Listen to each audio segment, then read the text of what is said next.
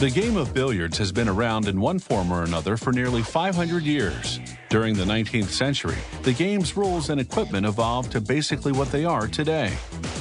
Billiards, also known as pool, is played on a slate tabletop that's usually 8 feet 3.5 inches long and 4 feet 7.5 inches wide. Clients order billiard tables much like they would custom design furniture. They pick the table style, colors, the type of wood, and its lacquer and stain. The tables come in maple, walnut, mahogany, cherry, and the most popular, oak. A computer-guided machine shapes part of what will be the table's frame. This machine's rotating heads perform several different tasks. A profiling head carves the angle of part of the frame. A routering head creates the table's decorative grooves. And a drilling head makes holes for bolts to fit through. 6 wood components called rails will surround the playing surface. They have diamond-shaped carvings that'll become visual markers for the players. After spraying the rails with glue, a worker inserts 18 metal nuts.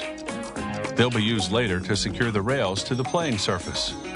He attaches rubber strips along the sticky rails, which are just over 3 feet long. The rubber will cushion the balls when they hit the sides.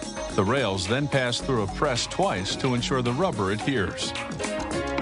Next, workers move the rails along this 30-foot-long sanding machine. Rubber wheels gently grip each rail as presses rub sandpaper along the edge and top.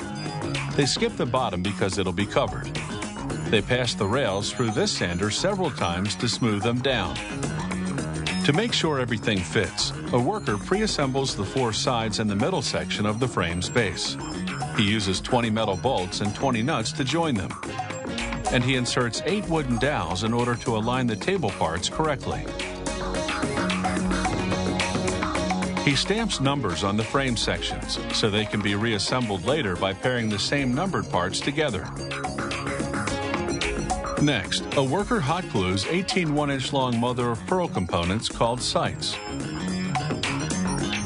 He fits them into the carvings on the rails, which have now been stained to the desired shade. He taps them into place using a hammer and a block made of synthetic resin. This way, he won't damage the rail. A worker then lines the rubber part of the rail with cloth made of wool and nylon. He attaches it with a plastic strip that fits over the cloth and into a groove. He uses a mallet to ensure the cloth is tightly inserted. The worker then staples the cloth to the other side of the rail. A zinc and brass plaque display the table's brand name. After shipping, workers reassemble the table in its new home. Serial numbers ensure the parts belong to the same table. Assembly takes about 2 hours. They match the numbered parts together using up to 50 bolts and 50 nuts. Then they level the table using metal components called leg levelers to adjust the table's height. It's like sticking a matchbook under an uneven table leg. Now comes the really heavy lifting.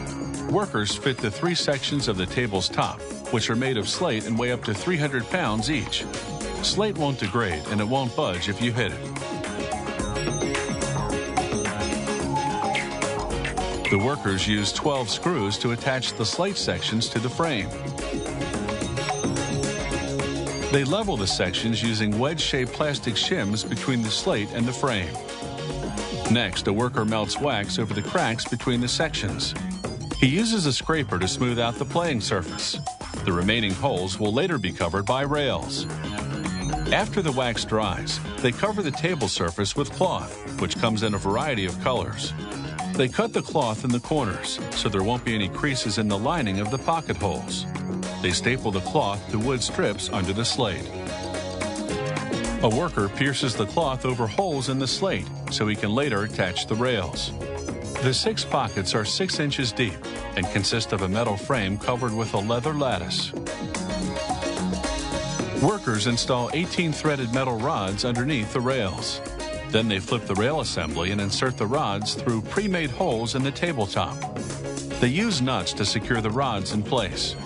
Screws attach the pockets and voila, your table is ready.